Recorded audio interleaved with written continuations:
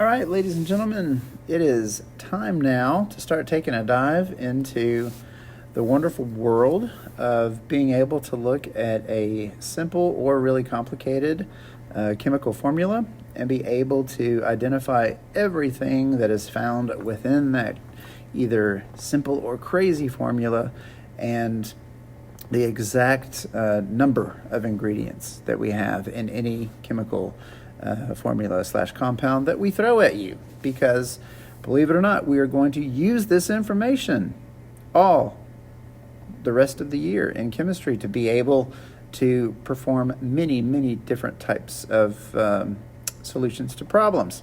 So the very first thing, as we're going through a big week here involving getting to know the mole and being able to use the mole and what is this whole journey going to be about, one of the first most important skills is being able to what we call count atoms. So as we see here, counting atoms is our main topic for the day with a lovely laser and gliding pointer in play. But what do I mean by counting atoms? Well, if I give you a chemical compound, simple or complicated, for instance, NaCl, as I'm looking right here, sodium chloride. We'll also learn how to name compounds later. Sodium chloride, why do I call it that? But if I give you this chemical formula, we need to be able to dissect and be able to say how many elements are found in NaCl in this formula. Is N an element? Is little a an element? Big C, little l? Is it the Na? Is it the Cl? Is NaCl an element? So that gets down to symbols that we use to signify our elements. But that is our dissection part, being able to look at the formula and identifying, as we see right here, one, all the elements that are in that chemical formula. So first thing, can I figure out every element present? Because it can become a alphabet salad in there, so being able to do that is critical, and it's very simple to be able to isolate those. The second skill is going to be how many atoms of each element are present in that formula. So once I figure out my elements present, I then will count them up and be able to get an accurate count based on whatever formula we throw at you. So looking quickly at some examples here, because you're going to be doing a little practice work that lets you dive into this on your own. When we're going to, like a lot of things, we go from simple to more complex. It's good to build from simple to complex. Same thing in your math problems. Usually you start easier, you get harder. We'll do the same thing here. But in this case, as I mentioned, here's our first example, sodium chloride. We would definitely call this on the simple side, because just to kind of show you a little foreshadowing, which is good to do here and there, just to see what you're going to see down the road, we would call this a very basic binary formula.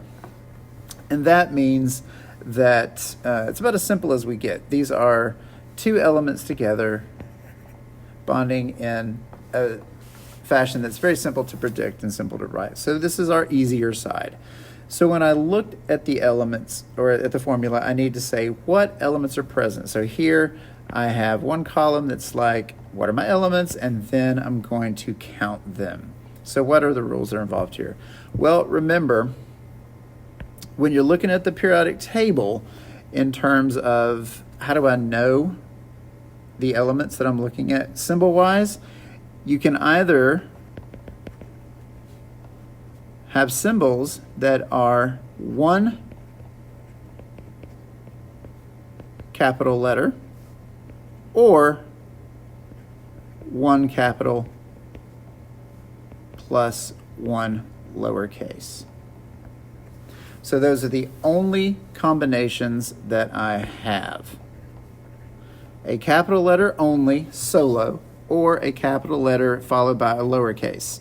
If you look at some periodic tables there towards the later elements, you'll see some old ones that have in black and white outline 3 letters, the UUUs, the UUAs. Those are like Latin placeholding derivatives that are for, man-made elements that are derived that are so unstable they haven't been earned. They haven't earned the right to have a name yet. So you'll see as you go through the periodic tables that you'll have those that are replaced by actual symbols. So when you look at the 2018 periodic tables that were laid out, the ones prior that were just kind of waiting to be named because they needed to stabilize, they all of a sudden got symbols and names. It's not random. It's a matter of stability. It's a process, the naming process. So once everything is named, the legal allowance here is one capital letter or a capital and a lowercase. So in my example for sodium chloride, I can clearly see that I have two capital letters, ding, ding, okay, an N and a C. However, both are followed by lowercase letters, which tells me this can't be nitrogen and carbon, which would be just N, or C. If it was just N alone, that would be nitrogen. C alone would be carbon. But I have N followed by a lowercase letter. That means these have to go together. And then I have another capital following, so that means that has to be a different element. So it can't just be carbon. And I will have the lowercase l, which means those have to go together. So I have now two different elements. And those elements would be, let me pin me out here, I've got Na and Cl. And if I look on the periodic table, that's sodium, and this is chlorine, okay? So those are my two elements I've identified, and a little step-by-step on how I don't get them confused. Now, one thing you might run into is notoriously on some practice sheets, you'll see the lowercase l get confused for an I. And so students might think that this is an I, and they would think that would be iodine, which would be a third element. But what I see way more often than not, and what we'll definitely do, is if we want that to be a capital I, we will make it a capital I. If it's just your regular stick model, then we'll assume that that's a lowercase l. So that is a little tip thrown in there, for free, to consider as you're counting these up. So I have sodium and chlorine, and so now the numbers that are present, well, here's the rule. If the symbol for the element is solo, and there is no other number around, so there is no what we would call a subscript, so I don't have a 2 here or a 2 here, or 3 or any other small number, those are called subscripts, any small number that are coming afterwards. If it is alone, we assume that that is 1. However, we just don't write 1, okay? It would be way too non-necessary and time-consuming. So you assume no subscript immediately after, no multiple numbers. So that means they're solo. So how many sodiums do I have? 1. How many chlorines do I have? 1. Okay? So there's a total of, in NaCl, I have 2 elements and I have 2 total atoms present. So that's 2 elements, 2 atoms. Check. Okay? So that's easy volume 1. So ramping it up ever so slightly, let's look at KNO3, as we call it. This is called potassium nitrate. Again, we will learn the rules of the road for naming later. So step 1 is, what are my elements going to be? Well, let me look. And if I take a look, I see I've got capital, capital, capital. So I've got 3 capital letters. I've got no lowercase. So if I'm Sherlocking this out, that means I have 3 elements present. Okay? I have a K, an N, and an O. So in my element listing, I have K, N, and O. So this is potassium, nitrogen, and oxygen. Okay? So I've identified 3 elements present. Now I do an atom count. So using my previous rules, I know that if there is not a subscript directly after an element symbol, I know there's only one. So if I look at potassium, right here, there is nothing present. So I've got no subscript. So I'm going to assume that's a 1 without having to say it. So that is going to be 1 atom of potassium. Same thing for nitrogen. I don't have anything after that, so I assume that that is a 1. So again, 1 atom of nitrogen. And now with oxygen, I have a subscript of 3. And so subscript rule, anytime you see a subscript, which means small number below to the bottom right of an elemental symbol, that refers directly back to that atom only, not to any other element in my compound. So it is, subscripts are only connected to the immediate element that they come after. So the 3 applies to the oxygen only. So in this case, I now have 3 atoms of oxygen. So I have a total of 3 elements, and I have 3, 4, 5 atoms total in KNO3. Now, I told you that, just a little other foreshadowing tip. I told you previously that NaCl was a easy binary compound. Notice this is 3 elements coming together instead of 2.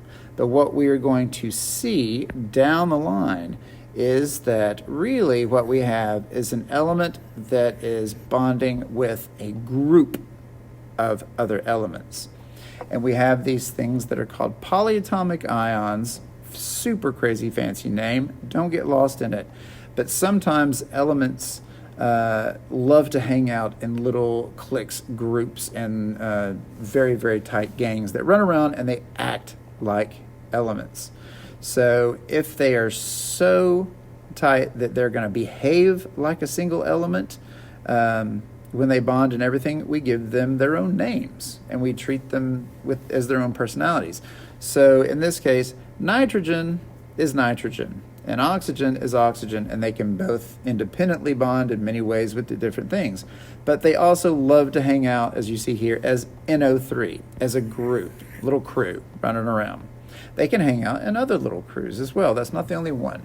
So when you see 3 elements, it doesn't mean that you've got one bonding with another, bonding with a third. Sometimes you have an element bonding with a group of elements, okay? And those are our polyatomic ions, okay? So all that's just to say, hey, what about here? I just had these 2, but here I've got 3. Well, that's what you have. Really what you're seeing is 1 and a group that are hooking up together. So just a little insight there. Do with it what you will. Just a little see what's coming down the road, because we have the same thing here again. We'll call this the most complex type of formula involving one of those polyatomic groups that's bonding with an element. So now we call this the hardest variety, the most one of the most complicated, because lo and behold, I have these magical parentheses.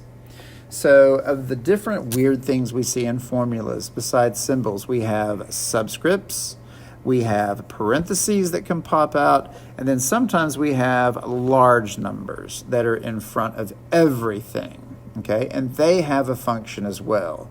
So all of that goes into grouping elements to have the right numbers present when I start learning to use the mole and be able to use the correct amounts and predict the correct amounts formed in chemical reactions and problems that we need to work out for lots of different things. So again, right now we are just learning to dissect. So what do I analyze here? Well, let's start out just looking at my code first. What do I have? I've got a capital followed by a lowercase. So immediately I know that's an element. So I'm going to go ahead and write that down. I'm going to have one element I know for sure is Mg, which I know is magnesium. So I've got that in the books. And then I'll look at whatever else I have here. Well, I've got a capital O and I've got a capital H. No lower cases. So that means only O, only H. So I can now, with confidence, say I have O and I have H. So that's going to be oxygen and hydrogen. Okay, so those are my three elements present. Regardless of the parentheses or the numbers or anything else, I only have three elements: magnesium, oxygen, hydrogen. Okay, so put all the other crazy looking stuff aside, say done deal. How many? This is where it gets a little interesting. So here, as I analyze everything independently, I'm going to look and say magnesium on its own over here, just magnesium, does it have any subscript right after it? Because that, at the end of the day, that is what's going to determine, do I have one or do I have more? Magnesium is solo, which means just like any other time, that means I have one of them. Even with all this craziness over here, that does not apply to magnesium. Magnesium just has one atom present. So now, diving into parentheses. Parentheses serve a very important function because let's say that this group right here, OH, is one of those groups that like to hang out together. If I wanted to have a compound where I had two of those groups, of those OH groups, which by the way, again, foreshadowing, they are called hydroxide ions. So when we talk about hydroxide, then you'll know what little sneak peek into what that's all about. But if I have those groups of OH ions and I want to be able to have more than one, what we will do mistakenly all the time is students will do this. I have OH and I want two of them, and so I will write it this way. But as hopefully you could figure out, that is not how we would do that. Because what that tells us is that I have one O, one atom of oxygen, and I have two hydrogens. So that is not OH two times, it is OH2, which is a whole different ballgame. So that's not at all what I want to represent. I want to represent, in this case, I want to be able to show that I have two of all of this. So how do we do this? We put it in parentheses, just like in mathematics. I want to have two of this bundle, so I'm going to separate it out in parentheses, as seen right here. And then I'm going to put a 2 outside the parentheses, which means anytime you have a subscript, it refers to what's right before it. So instead of, in this case, an element right before it, it is actually saying I have 2 of all of this that's in the parentheses. Not all of this, not everything, just what I'm coming right after. And in this case, the 2 is coming right after the parentheses group that's inside.